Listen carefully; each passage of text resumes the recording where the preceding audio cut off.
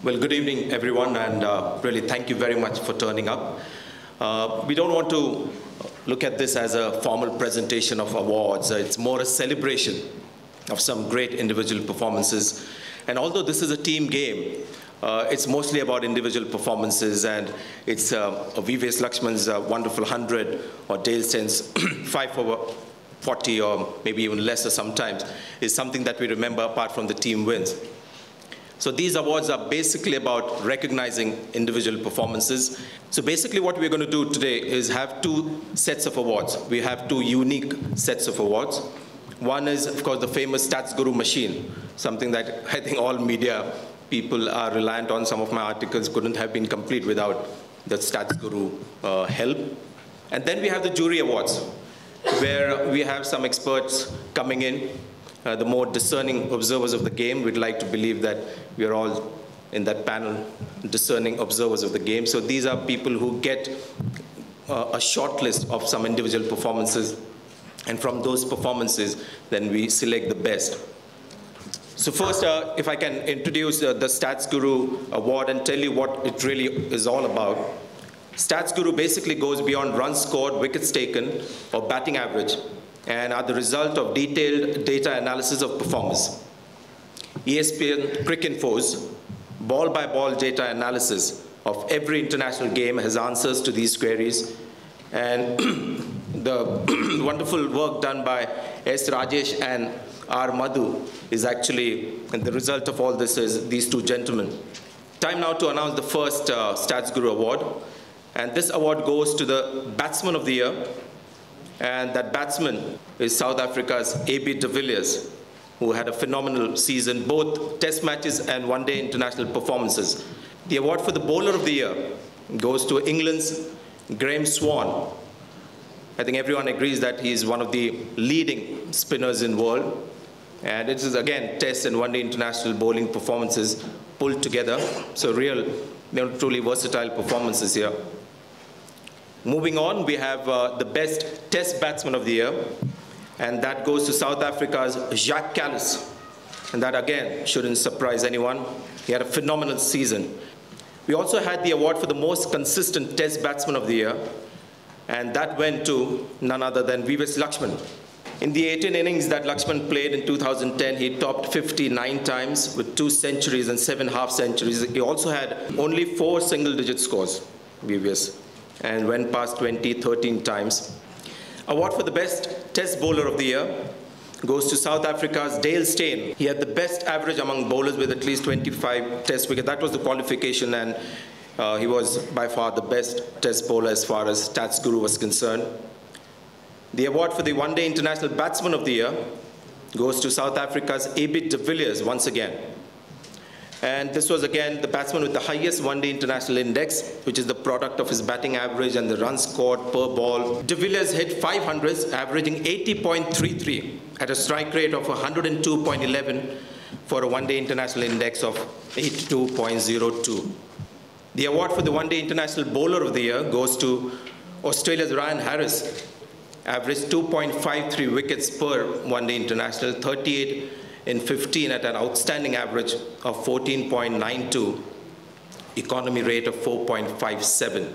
Time now to move on to the jury awards. This year's jury included Ian Chappell, former Australian captain, another very tough cricketer, as you know, played for Australia and then captain South Africa. Kepler Wessels is one panelist. Third name, nothing much to say about that. Geoffrey Boycott, former England opener, there as well. Martin Crowe, former New Zealand captain. Ramiz Raja, one of the more neutral observers coming from Pakistan. He's also part of the panel. Tony Greig.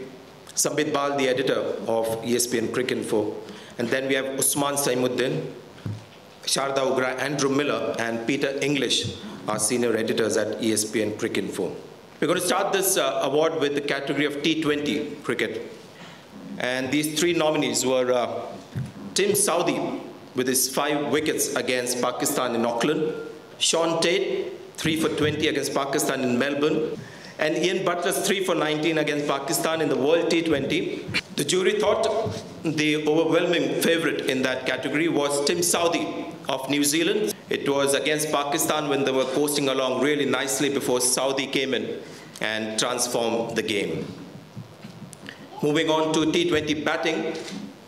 3 nominees again here. Brendon McCullum, 116 not out versus Australian Christchurch. Michael Hussey's match-winning half-century, an innings that I think most of you would remember, is also figuring there. And Suresh Raina's 101 versus South Africa, St. Lucia. And the winner in that category, T20 Batting Jury Award, was Michael Hussey for his 60 of just 24 balls, a phenomenal T20 innings. He got 60 of 24 balls, out of which he got 22 runs in the last 4 balls that he faced to win the game. One-day international bowling coming up next. Umar Gul's 6 for, or I should be saying Ryan Harris, I think 5 for 19 is the first one in that nomination against Pakistan at Perth. Ryan Harris again, 5 for 32 against England at Oval. And Umar Gul is there with 6 for 42.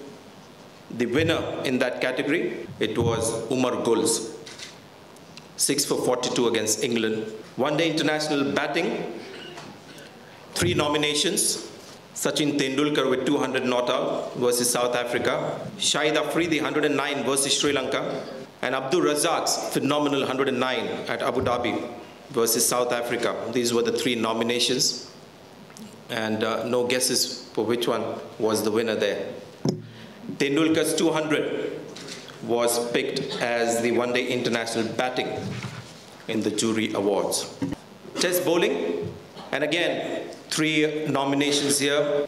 Dale Steyn, 7 for 51 versus India at Nagpur. Mohammad Asif, 6 for 41 versus Australia. James Anderson, 6 for 17 versus Pakistan. The winner there in that category, Dale Steyn for his 7 for 51. And at this stage, I think it's best that I call Ian Chappell up to the stage and Dale Steyn as well to collect his award for the best test bowling in the ESPNcricinfo Jury Awards. Congratulations. Can be seated. Final category of the awards, and this is test batting.